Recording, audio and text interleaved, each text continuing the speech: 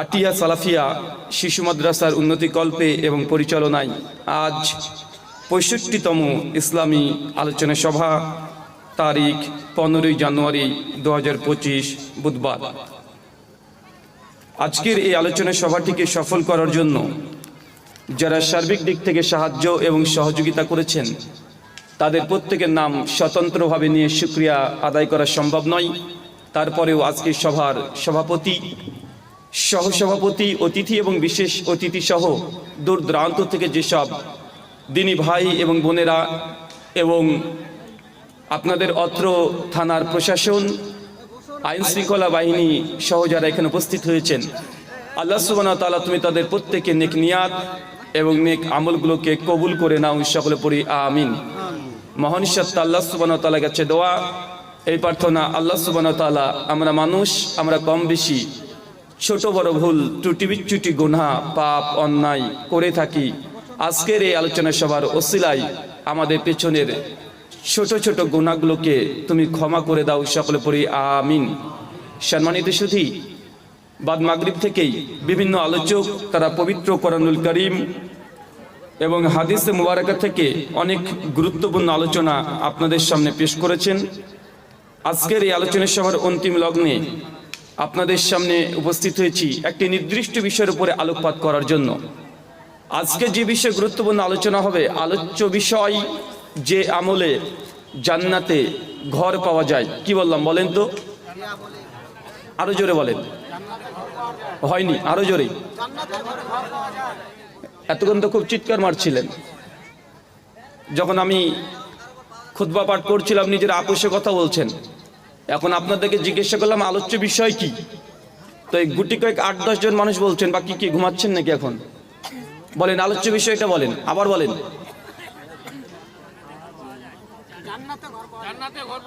এটা বললাম আলোচ্য বিষয়,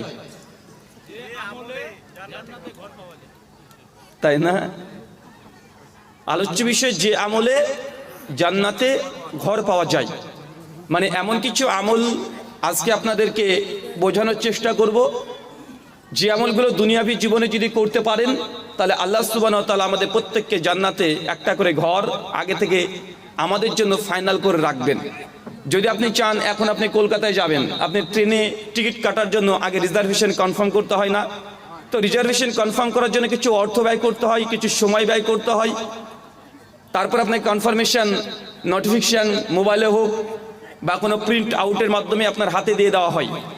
ঠিক আল্লাহ সুবহানাহু ওয়া তাআলার জান্নাতে অজস্র অসংখ্য ঘর আছে, এটা নিশ্চিত সত্য কথা। আর সেই সমস্ত ঘরগুলোকে যদি কনফার্ম করতে চান, এই দুনিয়াবী জীবনে কিছু আপনাকে কর্ম করতে হবে। আর এই কর্মের মাধ্যমেই ইনশাআল্লাহ আপনি আশা রাখতে পারেন যে জান্নাতে আপনি ঘর পাবেন। আর যাদের জান্নাত আছে না নাই, মৃত্যুর পর জীবন, আসলে এটা সত্য কি সত্য নয়? কবরের আযাব, এটা কে বা দেখে এসেছে? হুজুর আপনি এত বড় কথা বলছেন, তো কবরে যে আযাব হয়, মৃত্যুর পর যে একটা জীবন আছে, একটা লাইফ আছে, এটা কে দেখে এসেছে? প্রমাণ কি? যদি এমন যদি কোনো সংশয় সন্দেহ যদি থাকে, ইনশাআল্লাহ আলোচনার শেষেই প্রশ্নোত্তর পর্ব আছে, মুসলিম এবং অমুসলিম সকলে আপনারা অংশগ্রহণ করতে পারবেন। আর আমার আলোচনার প্রত্যেক আলোচনা পরেই একটা সংক্ষিপ্ত প্রশ্নোত্তর অ্যান্সারের সেশন রাখা হয়। তাতে আমার আলোচনার মধ্যে যদি আমি কোনো ভুল করে থাকি, বা আমার দ্বারা ভুল হতে পারে কি পারে না? ভুল হতে পারে না? সুনানুত তিরমিজি হাদিস নাম্বার 2499, আল্লাহ নবী বলছেন, কুল্লু বানি আদম খাত্তাউন, প্রত্যেক আদমের সন্তান তারা ভুলকারী। ভুল মানুষ করবে, এটা মানুষের একটা বৈশিষ্ট্য। সুনান তিরমিজি হাদিস নাম্বার 3105, আল্লাহ নবী বলছেন, যদি আদমের সন্তান ভুল না করতো, আল্লাহ সুবহানাহু ওয়া তাআলা বলছেন, তাহলে আমি এমন এক জাতিকে সৃষ্টি করতাম যারা ভুল করত, আবার আমি আল্লাহর কাছে বারবার তার তওবা করত। মানে এখান থেকে আমরা বুঝতে পারলাম দুটো হাদিস থেকে শুরুতেই, যে মানুষ ভুল করবে এটা স্বাভাবিক।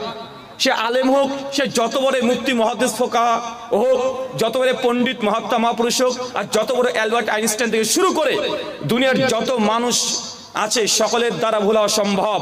কেন? স্যার আইজাক নিউটন নাম শুনেছেন না ভাইজান? যারা সায়েন্স নিয়ে পড়াশোনা করেছেন, মোটামুটি যত সামান্য ক্লাস 6-7 পর্যন্ত পড়লেও নামটা শুনেছেন। আইজাক নিউটন তিনি যেই থিওরিগুলো দিয়েছিলেন, আমাদের কিছুদিন আগে অ্যালবার্ট আইনস্টাইন আইজাক নিউটনের 60% থিওরিকে পুরো ভুল প্রমাণ করে ছেড়ে দিয়েছে।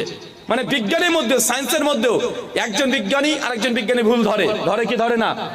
তার মানে শুধু হুজুররাই যে হুজুরদের ভুল ধরে, রাজনীতির বক্তা যারা একজন রাজনীতি বক্তার ভুল ধরে, এক ধর্মের বক্তা আর এক ধর্মের বক্তা সম্পর্কে সমালোচনা করে, এমনটা নয়। এবং সায়েন্সের মধ্যে যতগুলো বিরোধিতা